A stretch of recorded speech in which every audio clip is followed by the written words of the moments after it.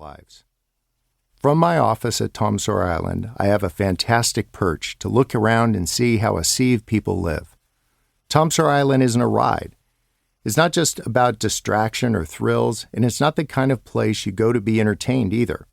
It has all the potential you bring to it. Nothing more, nothing less. To find out just how much that is, all you have to do is show up. You don't need a plan, you just need to be present.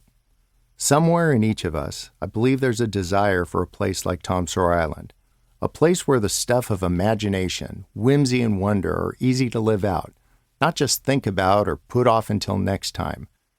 This is a weighty thing to think about on my island, but I often consider what I'm tempted to call the greatest lie of all time.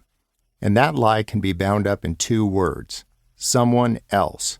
On Tom Sawyer Island, I reflect on God, who didn't just choose someone else to express his creative presence to the world, who didn't tap the rock star or the popular kids to get things done. He chose you and me. We are the means, the method, the object, and the delivery vehicles.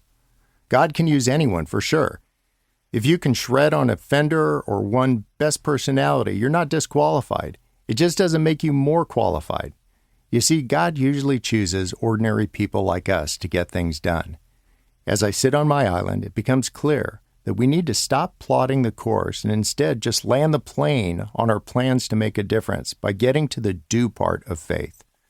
That's because love is never stationary. In the end, love doesn't just keep thinking about it or keep planning for it. Simply put, love does. Chapter 1. I'm with you. I used to want to fix people, but now I just want to be with them. When I was in high school, I met a guy named Randy. Randy had 3 things I didn't have: a Triumph motorcycle, a beard, and a girlfriend. It just didn't seem fair. I wanted all 3 in ascending order. I asked around and I found out Randy didn't even go to high school. He just hung out there.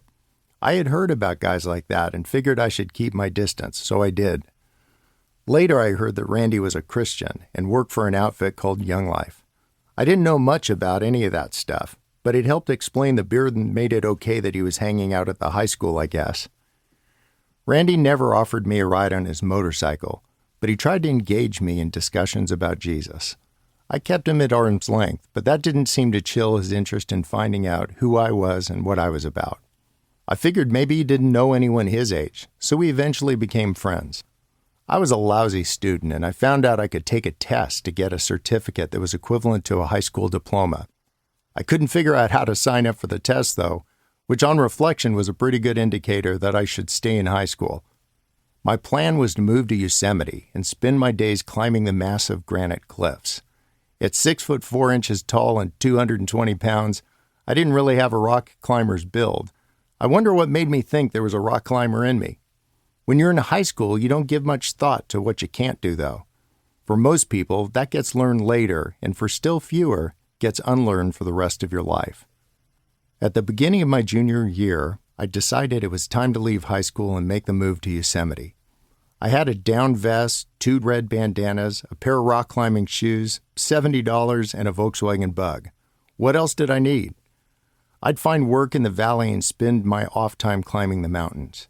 More out of courtesy than anything, I swung by Randy's house first thing on a Sunday morning to say goodbye and let him know I was leaving. I knocked on the door, and after a long couple minutes, Randy answered. He was groggy and bedheaded. I'd obviously woken him. I gave him the rundown on what I was doing. All the while, Randy stood patiently in the doorway, trying his best to suppress a puzzled expression. "You're leaving soon?" he asked when I finished. "Yeah, right now, actually," I said as I straightened my back and barreled my chest to show I meant business. "Look, Randy, it's just time for me to get out of here. I just came by to thank you for hanging out with me and being such a great friend." Randy kept his earnest and concerned face, but he didn't say a word. "Oh, hey," I inserted. "Will you tell your girlfriend goodbye for me too? You know, next time you see her?" Again, no words from Randy. He had this weird, faraway look on his face, like he was looking right through me. He snapped back into our conversation. "Hey, Bob, would you wait here for a second while I check something out?" "No sweat, Randy. I had nothing but time now. What did I care?" Randy disappeared for a few minutes into the house while I stood.